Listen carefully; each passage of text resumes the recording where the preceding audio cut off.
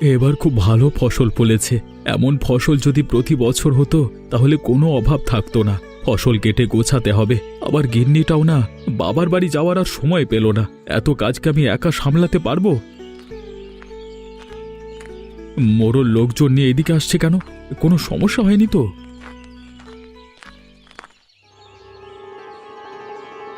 অশোক, তুই কি এমন করেছিস যে গ্রামে কারোর জমিতে ফসল ফলেনি, একমাত্র তোর জমিতে ফসল ফলেছে? আমার জমিতেও ফসল হয়নি কোনো। আমার জমিতে এত ফসল কেন হয়েছে আমি কিছুই জানি না বাবু। তুই মিথ্যে বলছিস। ভালো চাস তো সব সত্যি কথা বল। আমি জমির উপর খালি ফসলের দানা ছড়িয়ে দিয়েছিলাম, আলাদা করে কোনো যত্ন নেওয়া হয়নি। এত ফসল হয়েছে দেখে আমি নিজেও অবাক হয়ে গেছি। বুঝতে পেরেছি। তোকে বেদম পেটানি না দিলে সত্যি কথা বলবি রে। এসব কি বলছেন? গরিব বলে কি আমার জমিতে ভালো ফসল হতে পারবে না? হতে পারবে না কেন? কিন্তু তুই কি এমন করেছিস যে তোর জমিতে অবিশ্বাস্য ফসল হয়েছে? আমি কিছুই জিজ্ঞেস করলেই বলছিস না এমনি এমনি হয়েছে নাকি? আমার কথা বিশ্বাস করুন বাবু, আমি কিচ্ছু করিনি। বারবার মিথ্যে কেন বলছিস তুই? এই তোরা মেরে হাত পা ভেঙে এবারে জঙ্গলে ফেলে দিয়ে আসবি। এই তোরা মার ওকে মার। তোরা ঘরের জিনিসপত্র সব তছনছ করে দে, তারপর সব জিনিসগুলো ছুঁড়ে বাইরে ফেলে দে না রে। এই দাঁড়িয়ে আছিস কেন? এই অন্যায় আপনি করতে পারেন না বাবু। আপনি যদি আমার সাথে এমন করেন না, আপনার ভালো হবে না। রে বাবা রে বাবা, এ তো দেখে আমার মুখের উপর কথা বলে। ওকে এমন পেটানি দিতে হবে যাতে হাত পা একেবারে গুঁড়ো গুঁড়ো হয়ে যায়। এই তোরা এখন দাঁড়িয়ে আছিস কেন রে? মার। আমার সাথে এত অভিযোগ করতে পারেন না। আমি ছেড়ে দিন ওরে বাবা, ছেড়ে দিন।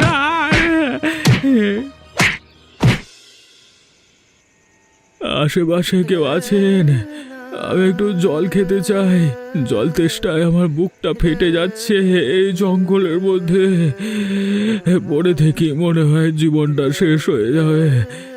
লতিকা কি আমার কোনো খোঁজ করছে না? কোনো খবর পাইনি।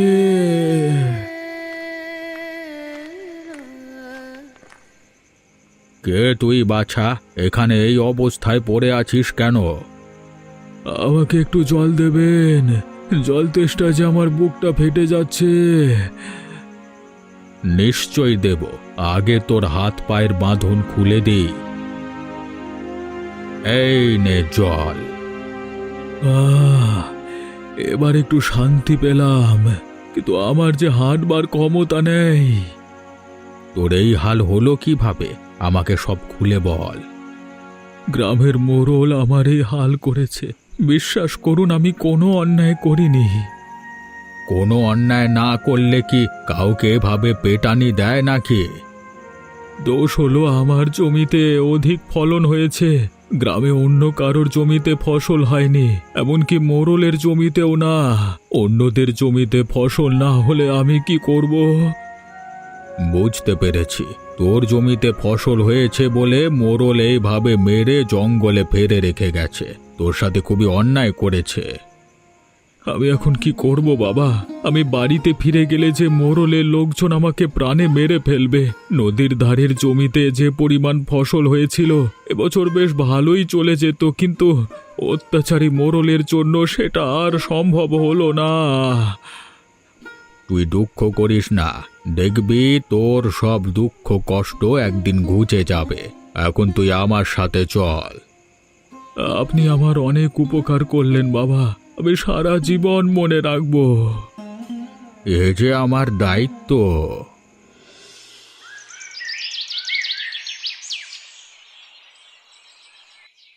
ধান তো নয়, মনে হচ্ছে সোনা ফলেছে। জমিতে এত ফসল হতে পারে আমার জীবনে কখনো দেখিনি। সোনার মতো জলজল করছে। এই ছোট থেকে জমিতে কাজ করি তো আমাদের জীবন চলে, কিন্তু আমরাও যে এমন ফসল হতে কখনো দেখিনি। ও অশোকদা কি এমন করেছে যে এত ফসল হয়েছে? কিছু তো একটা করেছে। ওকে মারধর করা হলো, কিন্তু কিছুতেই মুখ খোলেনি। জমির মধ্যে বড় সাইজের কি যেন একটা দেখা যাচ্ছে। দেখি দেখি। তাই তো, সবাই সাবধান, এরা ভয়ঙ্কর কিছু হতে পারে। আমরা আর ফসল কাটতে পারবো না। ও অদ্ভুত ডিমের মতো জিনিসটার জন্য যদি কোনো ক্ষতি হয়। এটা দেখে তো ডাইনোসরের ডিম বলে মনে হচ্ছে। ওরে বাবা, তাই নাকি? তাহলে তো আমাদের এখান থেকে চলে যেতে হবে। সবাই এখান থেকে চলো, আমরা আর ফসল কাটতে পারবো না। ধান না কেটে কোথাও যেতে পারবি না। বাবু, আমরা জীবনের ঝুঁকি নিয়ে ধান কাটতে পারবো না। এটা দেখে তো ডিম মনে হচ্ছে।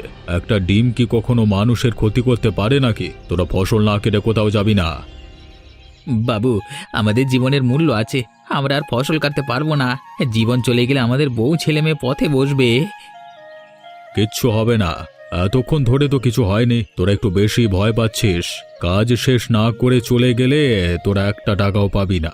এমনকি কোনো জায়গায় তোরা যাতে কাজ না করতে পারিস সে ব্যবস্থাও আমি করব। মানুষের উপর এমন জুলুম করা ঠিক না। জীবনের ঝুঁকি নিয়ে কাজ করে দিচ্ছি, কিন্তু কোনো বিপদ হলে আপনাকে বুঝে নিতে হবে। ঠিক আছে, আমি বুঝে দেব।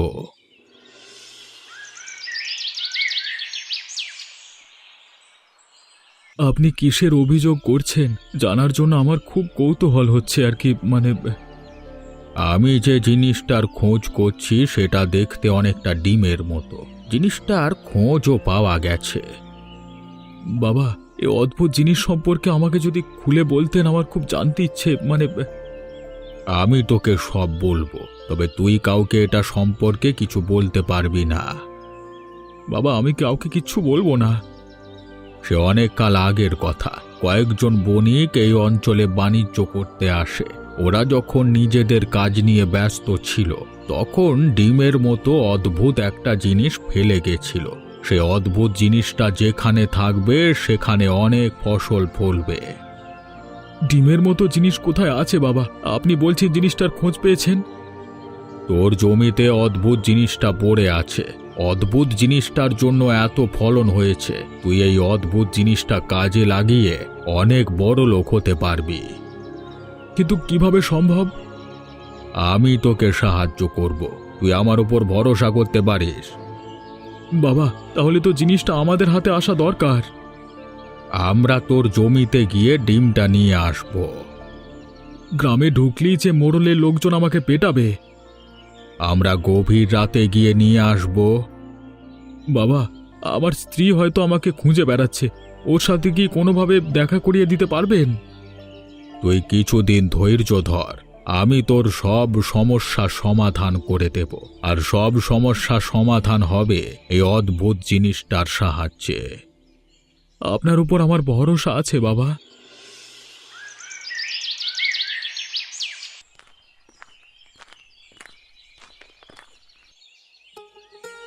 ভালোই হলো আপনার সাথে দেখা হয়ে। দাদা, আমার স্বামী কোথায়? আমি বাবার বাড়িতে গিয়েছিলাম। বাড়ি এসে শুনলাম মোড়ল তার লোকজন মিলে আমার স্বামীকে মারধর করে বাড়ি থেকে তাড়িয়ে দিয়েছে। স্বামীর খোঁজ করে কোনো লাভ হবে না। এতদিনে হয়তো মরে শেষ হয়ে গেছে। তোমার স্বামীকে বেদম পেটানি দেওয়া হয়েছিল। আমি মোড়লের কাছে যাচ্ছি। গরিব অসহায় মানুষের অত্যাচার করার স্বাদ মিটিয়ে দেব। কোনো লাভ হবে না। মোড়লের ওখানে গেলে তোমার অবস্থা অশোকের মতো হবে। মোড়লের চামচামি কম করে গরিব মানুষদের পাশে তো থাকতে পারেন। তাতে আমার লাভটা কি? মোড়লের চামচামি করে বলি তো দুমুটো খেতে পারি। আমি বলে দিলুম, একদিন সবাই ধ্বংস হয়ে যাবে, সবাই ধ্বংস হয়ে যাবে। মহিলা বলে কি রে, ভালো চাও তো গ্রাম ছেড়ে বিদে হও। গ্রাম ছেড়ে বিদায় হব মানে? এই গ্রাম কি মোড়লের বাবার নাকি? মোড়ল যা বলে তাই তো হয়। দেখলে না, তোমাদের জমির সব ধান মোড়লের লোকজন কেটে নিয়ে গেছে। গ্রামটা মোড়লের বাবার বললে ভুল হবে না। চেরাগ দাদা, সময় থাকতে ভালো হয়ে যাও, না হলে আপনার কপালে দুঃখ আছে। তোমার কথা শুনলে আমার খুব হাসি পাচ্ছে। আমার কথা আপনার শোনার দরকার নেই। আমি গেলাম মোড়লের কাছে।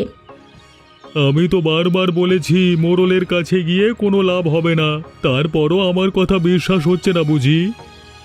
আপনি আমার সামনে থেকে সরে যান, আমাকে মোড়লের মুখোমুখি হতেই হবে। আমি বলি কি, মোড়লের কাছে না গিয়ে জঙ্গলে যাওয়া ভালো। অশোককে তো মেরে জঙ্গলে ফেলে রাখা আসা হয়েছিল, তাই না? আমি জঙ্গলে আমার স্বামীর খোঁজে যাচ্ছি, তবে মোড়লের মুখোমুখি আমি অবশ্যই হব।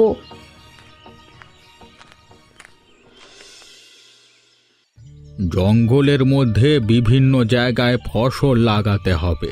সেখানে ফসল লাগাতে হবে সেই স্থানের মাটিতে এই ডিমের স্পর্শ লাগলে ব্যাপক ফলন হবে। তারপর সেই ফসল বাজারে বিক্রি করতে হবে।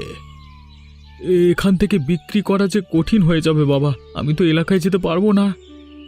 সব ব্যবস্থা করে দেব আমি। গ্রামের মোড়ল এবার থেকে গরিব হতে থাকবে, আর তুই হবি মোড়ল। এ তো অসম্ভব কথা, আমি যে বিশ্বাস করতে পারছি না।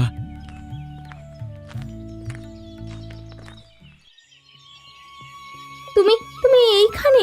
আমি তোমাকে পাগলের মতো খুঁজে বেড়াচ্ছি। বাড়ি চলো। আমি বাড়িতে যাব না, বাড়ি গেলেই মোড়লের লোক আমাকে মেরে ফেলবে। আমি একা একা কি করে বাড়িতে থাকবো? বাবার বাড়িতে গেলেও দুদিনের বেশি জায়গা হবে না। বুঝি রে মা, মেয়েদের বিয়ে হয়ে গেলে যে বাবার বাড়িতে কোনো মূল্য থাকে না। বাবা, আমি আমার স্বামীকে নিয়ে বাড়ি ফিরে যেতে চাই, আপনি অনুমতি দিন। তোর স্বামীকে যে আমি গ্রামে ফিরে যাওয়ার অনুমতি দিতে পারবো না। গ্রামে ফিরে গেলেই মোড়লের লোকজন তোর স্বামীর ক্ষতি করবে। কিন্তু আমি একা একা কি করে থাকবো বাবা? আমার কাছে কোনো টাকা পয়সা নেই। ফসল যা হয়েছিল মোড়লের লোকজন কেটে নিয়ে গেছে। এদিকে ঘরে কোনো খাবার নেই। ওই বাড়িতে আমি একা থাকলে যে না খেয়ে মরে যাব। তোর সাথে কোনো সমস্যা না, তুই রোজ চুরি করে এই জঙ্গলের ঠিক এইখানে একবার করে আসবি। তারপর তোর স্বামী সাথে করে ছদ্মবেশ নিয়ে শহরে ফসল বিক্রি করতে যাবি। নদীর ধারে তোদের যে জমি আছে ওইখানে ওই ফসল চাষ করতে হবে। তারপর মোড়ল ফসল কেটে নেওয়ার আগেই আমাদের কাটতে হবে। সবই বুঝতে পেরেছি বাবা। তুই নিশ্চিন্তে বাড়ি যা মা, ঠিক 3 দিন পর এখানে আসবি। ঠিক আছে বাবা।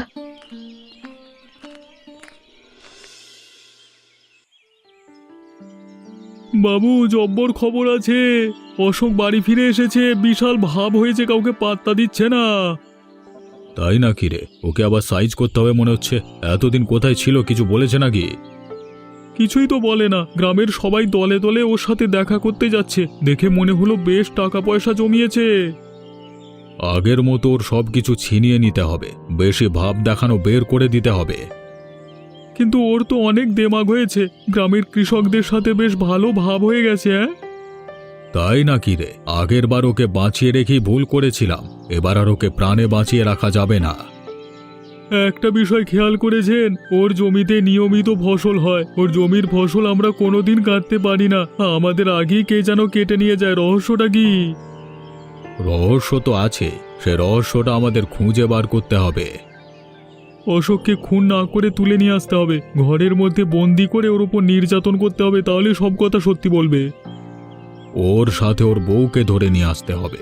ওর বউকে শাস্তি দিলে মুখ খুলবে, নয়তো সহজে মুখ খুলবে না। আগে থেকে আমি সব ব্যবস্থা করে রাখবো, এবার অশোক কি করে মুখ বন্ধ রাখে সেটাও দেখবো। দরকার হলে গরম জল ওর শরীরে দিতে হবে। ঠিকই বলেছেন বাবু, এবার হবে আসল খেলা। আরে অশোক রে, তোকে এবার কেউ বাঁচাতে পারবে না রে।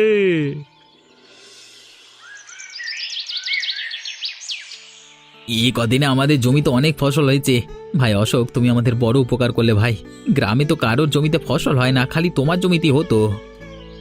এখন থেকে সব গরিব অসহায় কৃষকদের জমিতে ফসল হবে। আমাদের আর একটা কাজ হলো মোড়লকে শায়েস্তা করা। মোড়ল খুব খারাপ, ওকে শায়েস্তা করা সহজ নয়। আমরা মোড়লের কোনো কাজ করতে চাইতাম না, আমাদের ভয় দেখিয়ে কাজ করিয়ে নিত। হ্যাঁ, আমার তো অন্য চিন্তা হচ্ছে, মোড়ল আবার আমাদের জমির ফসল কেটে দেবে না তো? কিছুই করতে পারবে না। আমরা বিশেষ একটা জিনিস নিয়ে মোড়লকে ভয় দেখিয়ে থামিয়ে রাখব। মোড়লের অবস্থা এমন করতে হবে ও যেন হতদরিদ্র হয়ে যায়। তাই নাকি? তা কি সেই জিনিস? এই জিনিসটার জন্যই তো আমাদের জমিতে এত ফসল হয়েছে। গ্রামে যখন কারোর জমিতে ফসল হচ্ছিল না, তখন একমাত্র আমার জমিতে ফসল হয়েছিল। কিন্তু কারণটা কি আমি জানতাম না, এখন আমি সব জানতে পেরেছি। আমাদের কিছু জানবার দরকার নেই, আমরা খালি চাই আমাদের জমিতে ফসল হোক। ভালো ফসল হলে দুবেলা দুমুঠো খেয়ে বাঁচতে পারবো, আমাদের আর লোকের জমিতে কাজ করা লাগবে না। ভাই, এখন থেকে তুমি আমাদের গুরু ভাই। তুমি যেভাবে বলবে ভাই আমরা সেভাবেই চলবো। ওই মোড়লের কথা আমরা আর কোনোদিন শুনবো না। এখন থেকে আমাদের কাজ হলো গরিব অসহায় মানুষের পাশে থাকা আর অত্যাচারী মোড়লকে শায়েস্তা করা। আমাদের অভিযান আজ থেকে শুরু হবে। সবাই একযোগে কাজ করলে আমরা নিশ্চিত সফল হতে পারবো। একদম ঠিক বলেছ। অশোকের বাড়িতে তো এলাম, তো আমরা এখন কি করব? এই দেখ, আমি সাথে করে বিষ নিয়ে এসেছি। ওদের রান্নাঘরে গিয়ে খাবারে বিষ মিশিয়ে দেব। গ্রামের লোকের কাছে ধরা খেলে কিন্তু মহা বিপদ হয়ে যাবে। আমাদের খুব সাবধানে কাজ করতে হবে। আমি কোনো কাঁচা কাজ করি না, বুঝলি? এখন আমার খেলা শুধু দেখে যাবি। গ্রামের লোকজন আপনাকে আর পাত্তা দেয় না। আমি নেহাত ভালো মানুষ, তাই আপনার হয়ে এখনো কাজ করি। সত্যি বলতে আমি বেইমানি করতে পারি না। তোর কথা শুনে মনে হচ্ছে তুই আমাকে ছেড়ে চলে যেতে চাইছিস। চলে গেলে আগেই যেতাম। মানুষের হাতে টাকা না থাকলে তার কোনো মূল্য থাকে না। আগে আমাকে দেখলে গ্রামের লোকজন ভয়ে কাঁপতো, আর এখন আমাকে কেউ পাত্তাই দিতে চায় না। আমরা তো আসল কাজের কথা ভুলে গেলাম। অশোক যদি জেগে যায় তাহলে তো আর কিছুই হবে না। আগে ওদের রান্নাঘরটা খুঁজে বার করতে হবে। বাবু, রান্নাঘরে তো চলে এলাম। এই দেখুন ভাতের হাঁড়ি। এই নে, এটা ভাতের সাথে মিশিয়ে দে। দিচ্ছি বাবু। ভালো করে মেশাবি, সকালে উঠে যাতে শুনতে পায় ওরা স্বামী স্ত্রী দুজনেই খতম। এই ভাত খাওয়ার সাথে সাথে অশোক আর অশোকের বউ দুনিয়া থেকে বিদায় নেবে। এখানে এমন জোরে জোরে হাসছিস কেন? কেউ বুঝতে পারলে কিন্তু মহা বিপদ হয়ে যাবে। আনন্দে হাসছি, আপনি মোড়ল হতে পারবেন আমার। এখান থেকে আগে চল, পরে আমরা এসব নিয়ে কথা বলবো। আচ্ছা, চলুন।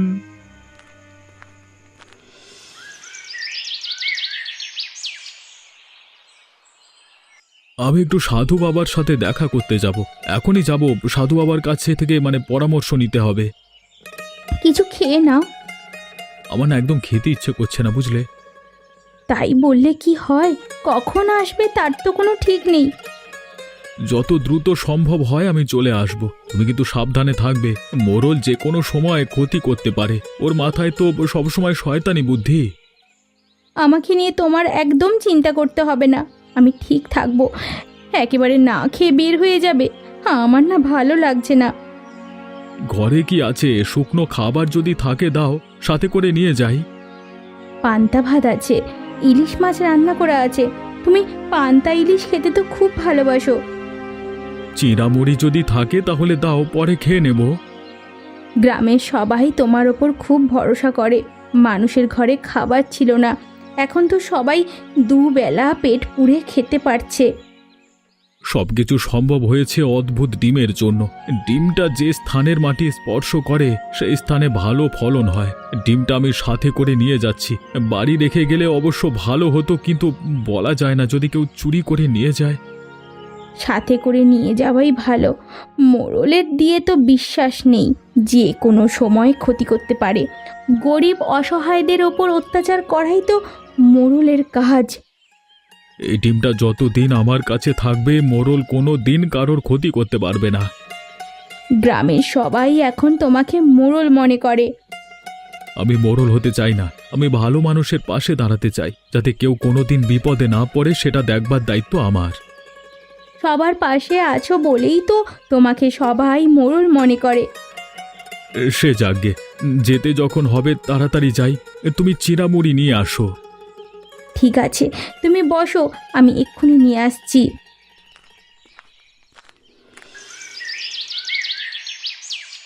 আমি যদি বাড়ি থেকে না যেতাম তাহলে এমনটা হতো না। ভেবেছিলাম আমার জীবনে আর কোনো দুঃখ কষ্ট আসবে না, কিন্তু কি হতে কি হয়ে গেল। দুঃখ করিস না, সব কিছু আবার ঠিক হয়ে যাবে। খাবারে বিষকে মেশালো। সকালে যদি আমি খেয়ে যেতাম তাহলে আমিও মারা পড়তাম। শত্রুর কি অভাব আছে নাকি? তুই এখন গ্রামের মোড়ল, এটা কেউ সহ্য করতে পারছে না। তোকে মারতে চেয়েছিল, বুঝলি? ওপরওয়ালার ইচ্ছায় তুই বেঁচে গেছিস। আমার জীবনের সব সুখ শান্তি শেষ হয়ে গেল বাবা, সব শেষ হয়ে গেল। ভেঙে পড়িস না, ভেঙে পড়লে চলবে না, তোকে শক্ত হতে হবে আর আসল অপরাধীকে খুঁজে বের করতে হবে। বাবা, এই বিচিত্র ডিমটা আপনি কিছুদিন রেখে দিন। আমার মানসিক অবস্থা একদম ভালো নেই, পরে আবার আপনার কাছ থেকে নিয়ে আসব। আমার কাছে রাখাটাই নিরাপদ হবে। এই ডিমটা হারিয়ে গেলে খুঁজে পাওয়া কঠিন হবে।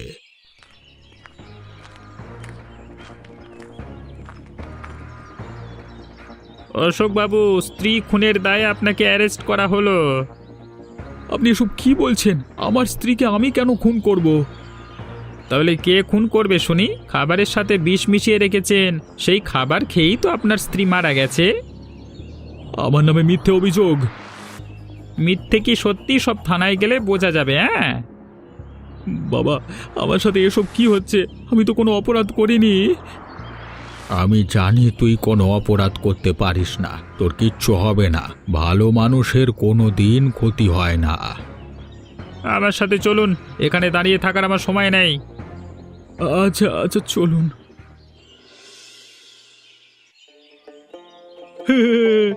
এক ঢিলে আমরা 3 পাখি মেরেছি। তুই কি বলছিস? কি আমার মাথায় তো কিছুই ঢুকছে না। আমরা তো শুধু খাবারে বিষ মিশিয়েছি। তারপর কি হলো? অশোকের বউ মরল, অশোক জেলে গেল, আর গ্রামের সব ফসল হলো আমাদের দখলে। যা বলেছিস, তোর মাথায় কিন্তু অনেক বুদ্ধি। বুদ্ধি আছে বলেই তো আপনাকে আগের অবস্থানে ফিরিয়ে আনতে পেরেছি। আপনি তো কৃষকদের চেয়েও গরিব হয়ে গেছিলেন। আমাকে আর ওসব কথা মনে করিয়ে দিস না, মনে করলে আমার খুব কষ্ট হয়। বউকে খুনের দায়ে যদি অশোকের ফাঁসি হয় তাহলে কেমন হবে? তোর মুখে শুনি তো বেজায় খুশি লাগছে। যখন বাস্তবায়ন হবে তখন তো আরো খুশি লাগবে। এক দৃশ্যটা যেন আমার চোখের সামনে ভেসে উঠছে একেবারে। আমাদের পরবর্তী অভিযান হবে মনোজ এবং নিতিনকে ধরে আনা। ওদের কঠিন শাস্তি দিতে হবে। আমার সাথে বেইমানি করবার স্বাদ কি হতে পারে বুঝিয়ে দেব। শুধু কি ধরে নিয়ে আসবো? আপনি অনুমতি দিলে ওদের অশোকের বইয়ের কাছে পাঠিয়ে দিতে পারি। এত দূর অবধি এখন ভাবতে হবে না।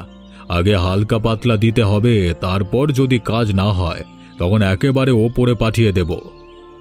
তবে একটা বিষয় নিয়ে আমার খুব চিন্তা হচ্ছে, কোনোভাবে আপনার ক্ষমতা আবার চলে যাবে না তো? কি বলিস কি সব? এসব চিন্তা একদম মাথায় নিয়ে আসবি না। মাথায় যে চলে আসে বাবু, গ্রামের সব কৃষকদের জমিতে ফসল হলেও আপনার জমিতে ফলন হচ্ছে না, আর কেমন যেন অবাক লাগছে। তুই একটু বেশি চিন্তা করছিস বুঝলি। গ্রামে যার জমিতে ফসল হোক না কেন সেটা আমার দখলে চলে আসবে, তাই না? তা বটে।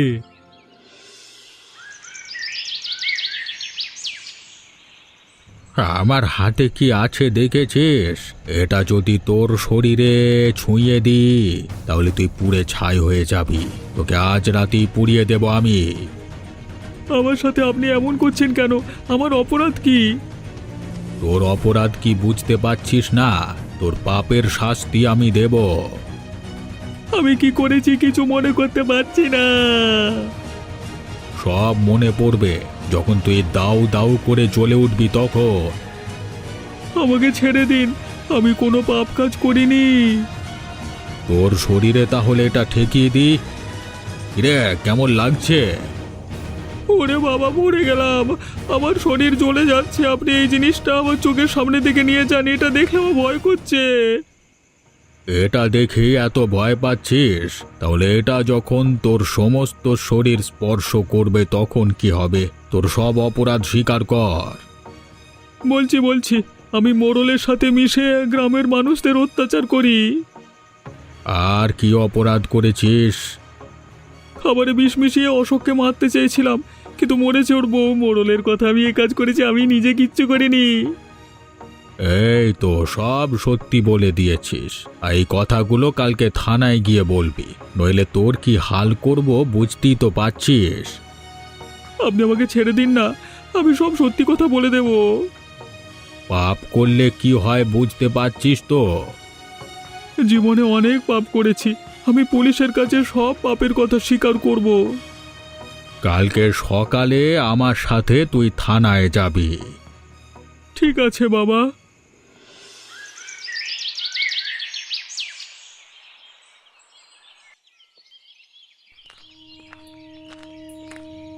বাবা, আপনি শেষ পর্যন্ত খুনের দায় হয়তো ফাঁসিতে ঝুলে মরতে হবে। আসল খুনি ধরা পড়েছে, একটু পরেই তুই ছাড়া পাবি। ছাড়া পেয়ে আর কি হবে? আমার তো আর কেউ নেই। একা একা জীবন কাটানোর চেয়ে জেলে পচে মরা ভালো। এসব তুই কি বলছিস? তোকে যে গ্রামের মানুষের পাশে দাঁড়াতে হবে। এখন থেকে তুই হবি গ্রামের মোড়ল। কোনো বিপদ আর কখনো তোকে ছুঁতে পারবে না। লতিকাকে যে এইভাবে হারিয়ে ফেলবো আমি কখনো কল্পনাও করিনি। লতিকার জন্য আমার খুব কষ্ট হচ্ছে।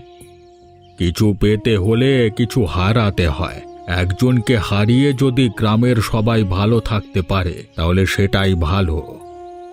সবার ভালোর জন্য বুকে পাথর দিয়ে সব কষ্ট আমি সহ্য করতে পারবো। এটাই তো হওয়া উচিত। অশোকবাবু, এখন থেকে আপনি মুক্ত। আপনি এবার বাড়ি যেতে পারেন। এই বিচিত্র ডিমের দায়িত্ব এখন থেকে তোর। এটা খুবই যত্ন করে রাখবি। কৃষকেরা গোলা ভরা ফসল ফলাতে পারবে এই ডিমকে কাজে লাগিয়ে। এখন থেকে গ্রামের সবার ভালো মন্দ দেখবার দায়িত্ব আমার। কারোর কোনো সমস্যা হলে আমি দেখব। শয়তান মোড়লের জন্য গ্রামে কোনো শান্তি ছিল না, এখন থেকে গ্রামে আবার শান্তি ফিরে আসবে। ভাই অশোক, আমরা তো সাথে আছি। সবাই মিলেমিশে কাজ করলে গ্রামে কোনো দুঃখ কষ্ট থাকবে না। আমাদের প্রথম কাজ হবে মানুষের দারিদ্র্য দূর করা। তারপর গ্রামের প্রতিটা মানুষের কাছে গিয়ে তার সমস্যা জানতে হবে এবং সেই সব সমস্যা মোকাবিলায় কাজ করতে হবে। সবার মুখে হাসি ফোটানো তোর দায়িত্ব, আর তুই পারবি সঠিকভাবে দায়িত্ব পালন করতে। আপনার আশীর্বাদ থাকলে নিশ্চয়ই আমি পারবো। তুই পারবি ভাই, তুই পারবি। এখন আমার যাওয়ার সময় হয়ে গেছে। এবার আমাকে বিদায় দিতে হবে। বাবা, আপনি আরো কিছুদিন থেকে যান। আর যে আমি থাকতে পারবো না, তবে হঠাৎ করে কোনো একদিন তোদের মাঝে আবার চলে আসবো। তোরা ভালো থাকিস। এমনই মজার মজার গল্প দেখতে আমাদের চ্যানেলটিকে সাবস্ক্রাইব করতে ভুলবেন না।